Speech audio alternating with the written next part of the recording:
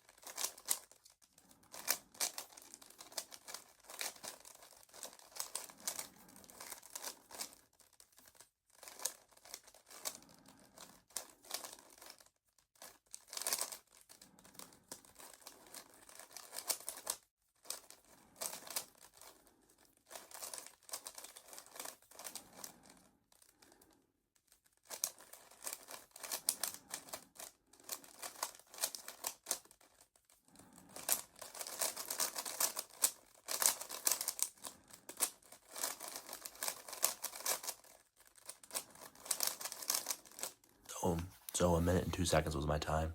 Hopefully I can improve on that. Thank you for watching. Please subscribe.